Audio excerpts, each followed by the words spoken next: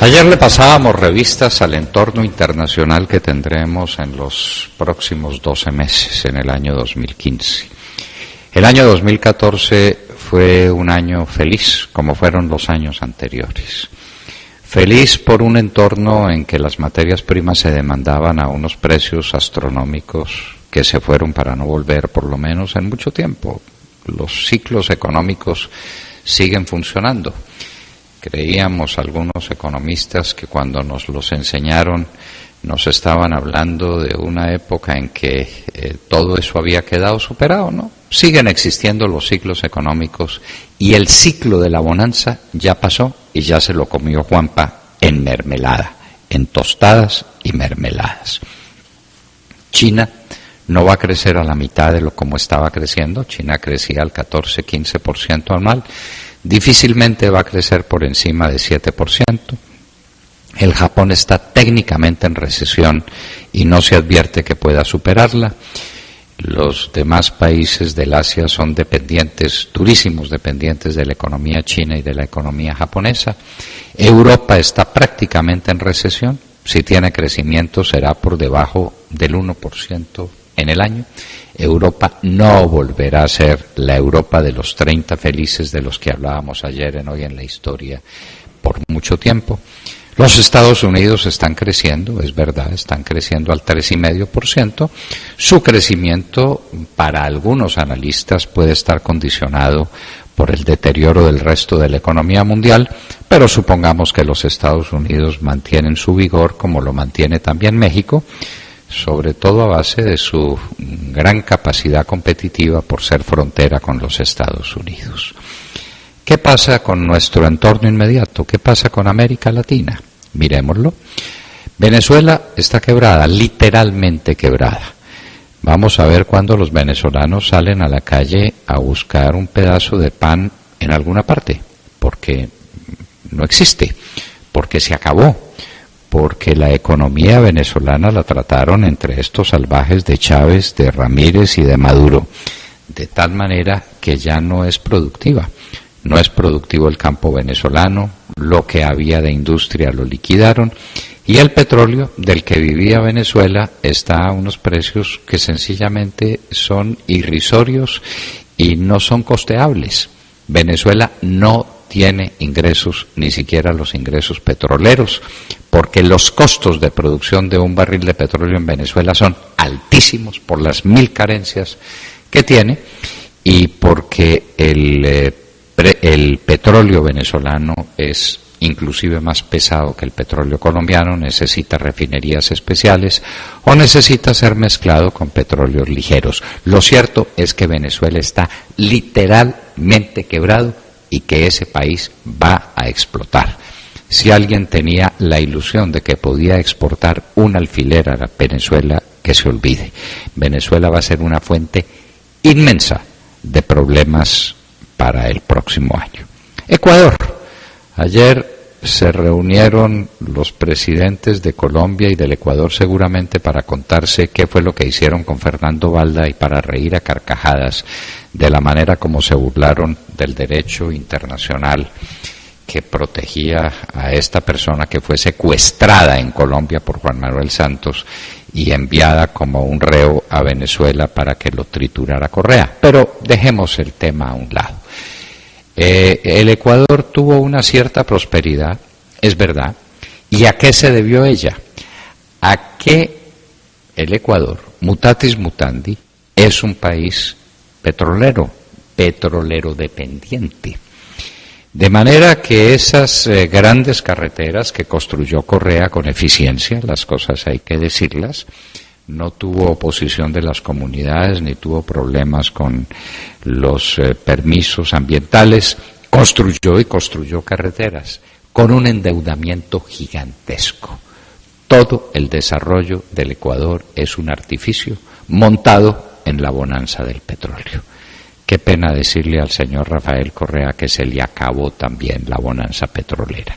Y qué grave para Colombia tener otra frontera ardiendo con el negocio del narcotráfico, ardiendo con la pobreza y ardiendo por la caída dramática del petróleo que hará del Ecuador, otro país mendicante.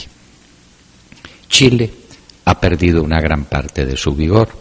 La señora Bachelet resolvió hacer socialismo profundo, siguiendo la ruta de Allende en la que participó el padre de la señora Bachelet y que se le había quedado pendiente del primer gobierno, donde la sociedad chilena tenía unos mecanismos de defensa contra el socialismo que ahora los tiene menos.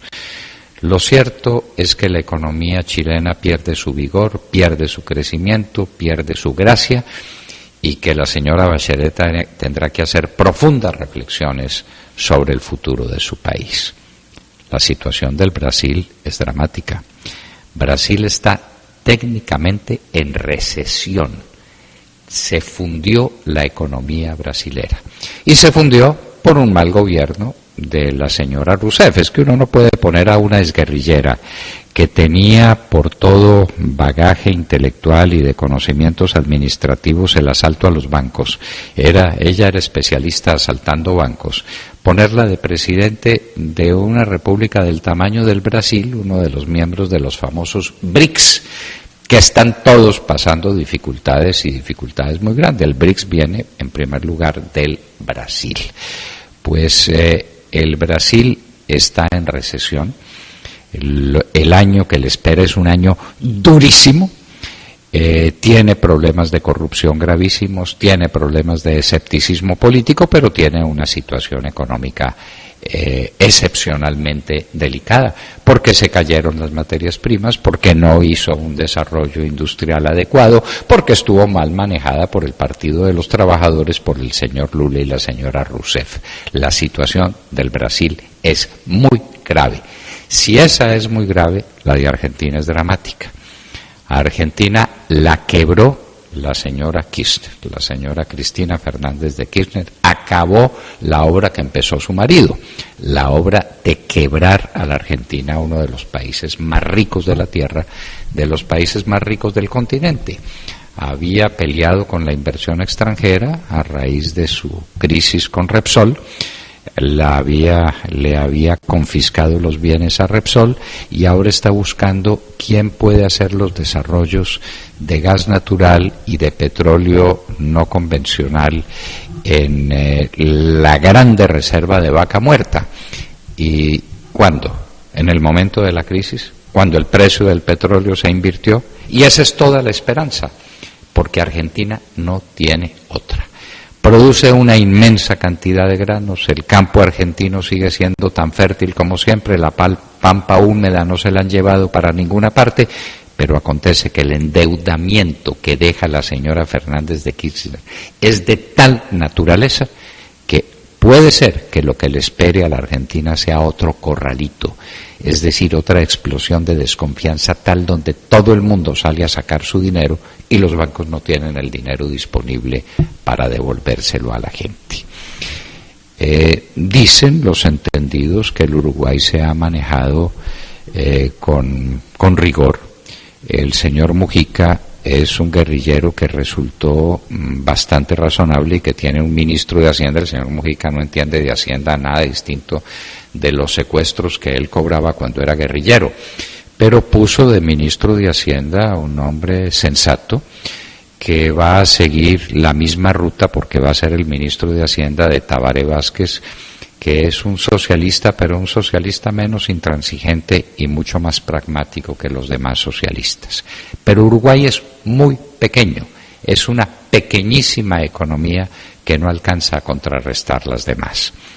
A Bolivia el mundo le pasa la factura. Tuvo que vivir o vivió unas épocas de especial esplendor el señor Evo Morales, precisamente con la inversión de los términos de intercambio, porque vendió a precios fantásticos el petróleo y el gas que producía. Vamos a ver qué le pasa ahora a Bolivia, pero la situación es supremamente delicada.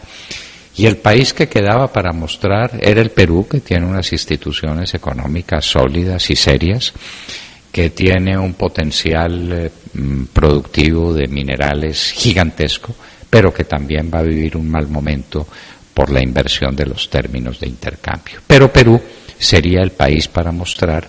Chile, con el que no tenemos relaciones especiales, será un país que no se deje arruinar del todo, no creemos que los chilenos se dejen arruinar por completo. Paraguay es un pobrísimo país que no cuenta para nuestro análisis. En síntesis, el entorno latinoamericano de Colombia para el 2015 es un entorno gravísimo. Y el activo que tiene es UNASUR con Ernesto Samper a la cabeza. Buena esa, dirían los locutores deportivos. El entorno internacional de Colombia para el 2015 es un entorno delicadísimo. Cuando vivimos de ese entorno favorable, los últimos 4 años en una bonanza sin precedentes en la historia de Colombia. ¿Qué se hizo la bonanza? Queridos oyentes, se fue toda en corrupción, se fue toda en mermelada, malgastamos hasta el último peso y no dejamos un solo centavo, ni una sola perspectiva de crecimiento para los años en que el ciclo económico se retrotrae a niveles de casi una depresión mundial, de la que solo podemos salir si es que empuja suficientemente la locomotora de los Estados Unidos. No somos competitivos, no tenemos carreteras, no tenemos una administración ágil, tenemos un peso enorme en el gasto público. La situación de Colombia es muy delicada dentro de un entorno internacional particularmente desfavorable y duro para el año 2015. Esa es nuestra perspectiva inmediata. Acaban de escuchar el editorial del doctor Fernando Londoño en La Hora de la Verdad en Radio Red a las 7 de la mañana, 26 minutos.